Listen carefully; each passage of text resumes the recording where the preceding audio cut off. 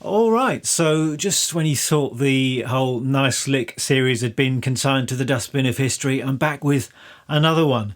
And it does take time to curate a selection of licks that's sufficiently nice. So I hope you're going to enjoy this one. And obviously I'm going to show you how to play the lick. I think this is Nice Lick 24. I'm pretty sure, but I have to check that. But yeah, I'll show you how to play the lick. But really the point of this series is to talk about what's going on behind the lick. So I'm going to be discussing theory and fretboard knowledge, technique, rhythm, and perhaps most importantly, I want to talk about how you can take somebody else's ideas and adapt them, mould them, and make them your own. So let's get started. I'll play the lick and then we'll talk about some of that stuff.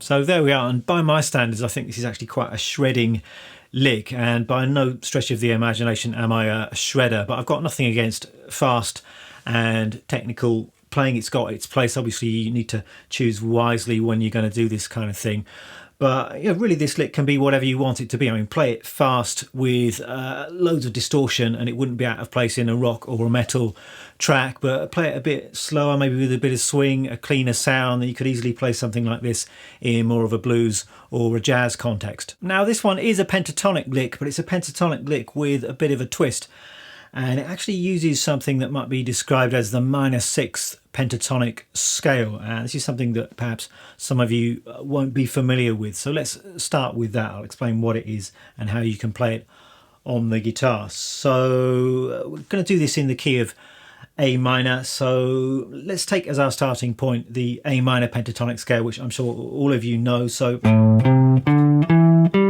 obviously a 5-note scale. We've just got A, C, D, E and G before we get back to A again. Now with the minor 6th pentatonic scale, we're just going to be changing one of those notes, and what we're going to do is, instead of playing a G, we're going to be playing an F sharp, and then you end up with this sound.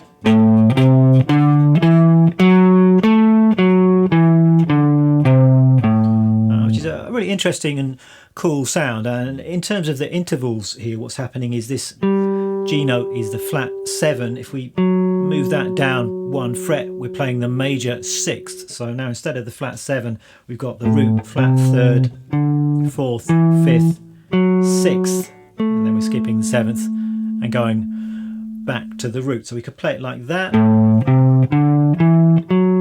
we could do it in the next octave as well. So the A minor pentatonic scale, there's the flat 7, that G. Instead of that, we're going to play this, and we've got this sound.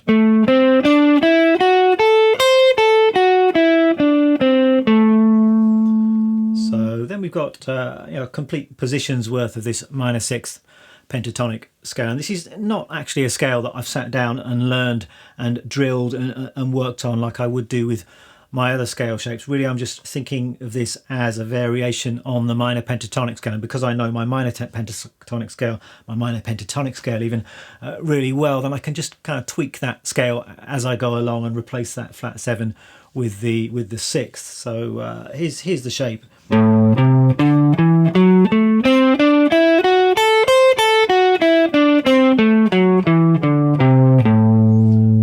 It's a really cool sound. I mean, to start with, it might sound a bit strange because our ears are so accustomed to the A minor pentatonic scale. As soon as you change that, it's going to be a little bit weird, but give it a chance and you'll find that major 6th is a really cool sound, and it adds a little bit of interest when you don't just want to play your bog standard minor pentatonic. This is a cool variant to throw in there. And as far as when you can use this scale, it's still a minor type of scale. It contains the notes from a minor triad, so you can use it over a minor chord or a minor 7th chord, but because it's got that major 6th, it's got a kind of Dorian flavour, and I spoke about this in my Dorian mode video that I did quite recently. That major 6th is the characteristic note of the Dorian mode if you've got a minor scale but with that major 6th. So you can also use this scale anywhere. You can use the Dorian mode, And it's also actually a really good choice in a bluesy kind of a context, and that's because this F sharp note works really well over all three of the chords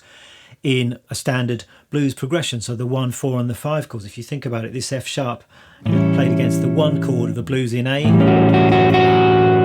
that's giving you the 6th or the 13th, which is a great kind of bluesy or jazzy sound. That note,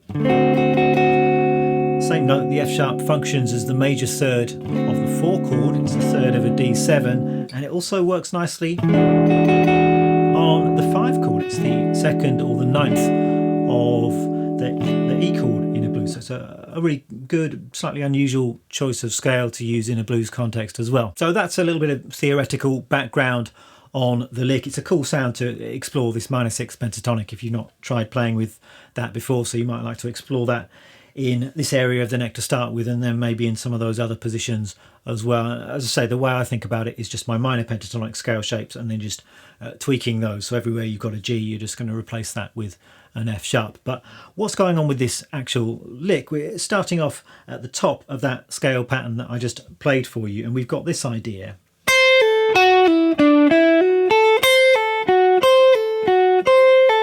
And that's really the basis of the entire lick. It's that basic kind of melodic cell that I'm then just taking up the fretboard into some other positions. So let's begin with this. We're starting on this high C note, then we're descending this minor 6 pentatonic scale. So we've got 5 notes there: C, A, F sharp, E, down as far as this D. Then I'm going up again, and then this.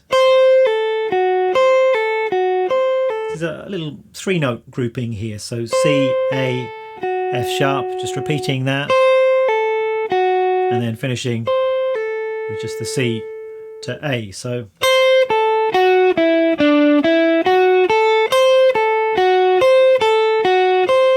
I'm thinking 8th notes or 16th notes here. It's a bar's worth of 16th notes, so 1 E and 2 E and 3 E and 4 E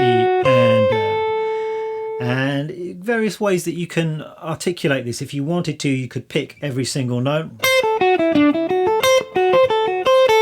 But that's going to give you a particular sound. It's obviously harder to play at speed if you're picking every single note, but what I'm doing is actually throwing in some slurs, so some pull-offs, some hammer-ons, and I actually prefer the sound of it that way, and it's easier to play, and it's got a smoother, more legato kind of a sound. So I'm doing this. I've got a pull-off here and here,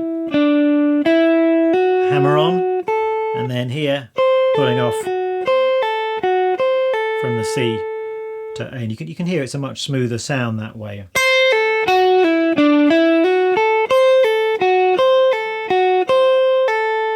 So that's the basic idea. You might also like to think about the way you're going to pick this lick, and particularly if you're playing things like this up to speed, it's really important that you've got your picking sorted out and it's flowing smoothly. There's not necessarily right or wrongs when it comes to picking stuff like this. Different players will have different preferences, but the way that I am picking this particular lick is like this. We've got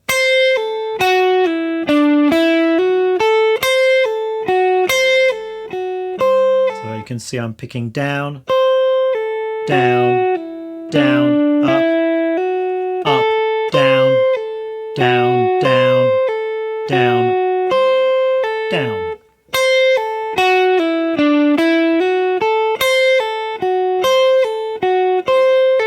That's the way that it flows best for me. I can play it fastest if I'm picking it that way. So you've noticed that I'm doing a little bit of economy picking there in the last part of this phrase. It's not something I do very much. For the most part, I'm an alternate picker, but depending on the phrase, I might occasionally do a bit of economy picking. So you can see here,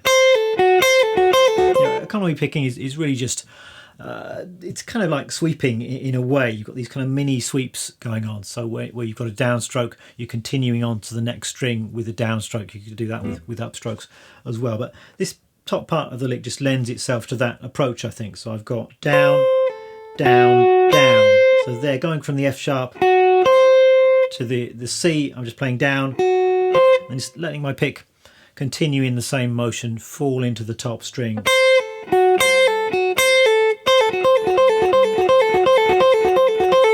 The alternative would be to go maybe that, so picking up on the C and down on the F sharp.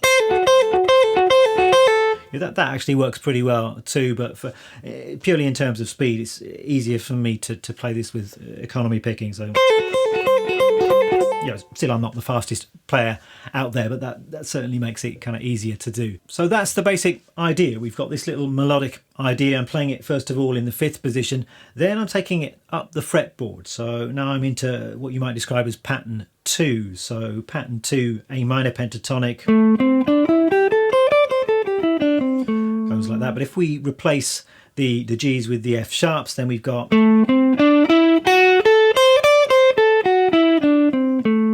that sound. I'm just using the top 5 notes of this shape. So we have, so it's D, C, A, F sharp and E, and then I'm approaching this in exactly the same way. We've got those notes laid out in the same way, so it's 2 notes on the top string, 2 notes on the 2nd string, 1 note on the 3rd string. The lick is exactly the same. I'm picking it in exactly the same way. It's something you find a lot in rock and jazz. You're kind of sequencing a lick going up the scale. Once you've learned it in one position, it's very easy to transfer to the next position. So I'm doing exactly the same thing here.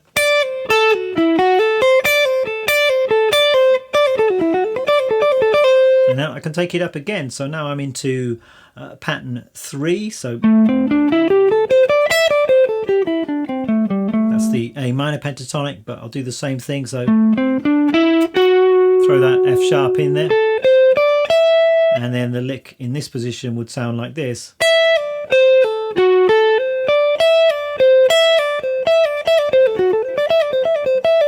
So with all of this stuff, I'm tending to use fingers 1, 2 and 3 of my fretting hand. I mean, you could perhaps use your pinky for some of these ideas. Mostly with me, when I'm playing pentatonic stuff, I don't use my pinky unless I have to. I prefer to stay on my stronger fingers, but you may have other preferences. That's up to you. This is how I do it. And then this doesn't happen in the lick itself, but you could just take this up into the other positions too. So we could go into pattern 4, position 4. And then into pattern 5 up here.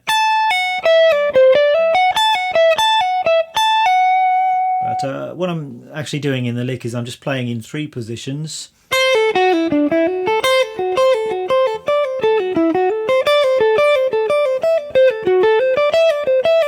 And then I'm playing this. So a little bit of a variation. I mean, up to this point, it's just been kind of shredding 16th notes. So when I'm writing licks, it's sometimes nice just to break up the monotony of the rhythm a little bit. So here I'm breaking up the phrasing. There's a little bit of syncopation in here. So coming down on the top string, and then I'm resolving the phrase here in pattern 2 of the scale. So I'll just put all of that together for you. So I'll start slowly. So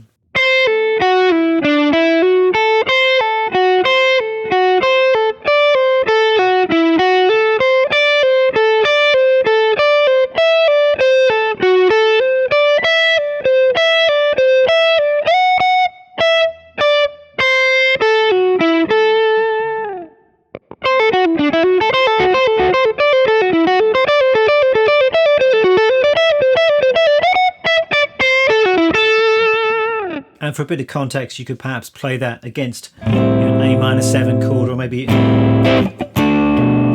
A minor 7 going to a B minor 7, something like that, and that would sound like this.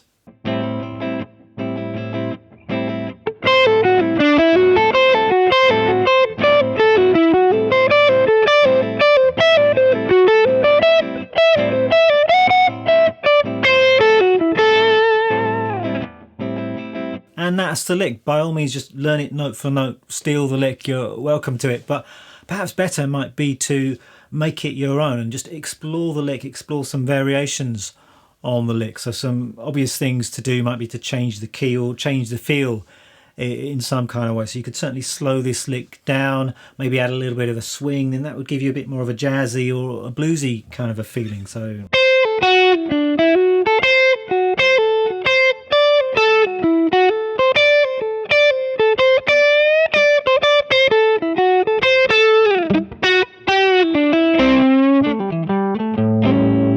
that's got quite a nice kind of bluesy vibe to it. You could try perhaps moving it to other string sets. So what about if we played the same idea, but to get over onto the next 3 strings, so strings 2, 3 and 4. So let me think, how would that work? We could go something like that. So it doesn't fall quite so naturally on these 3 strings, I don't think, but you could certainly try and make it work. So take that up here.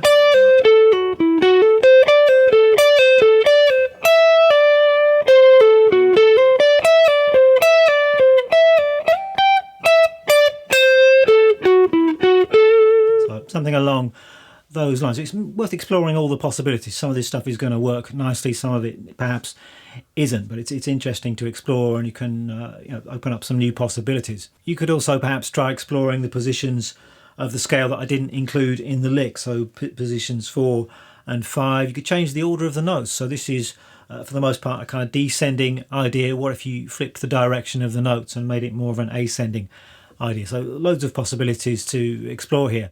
There we are. I hope you enjoyed this one. Tab is of course going to be up on the Patreon page.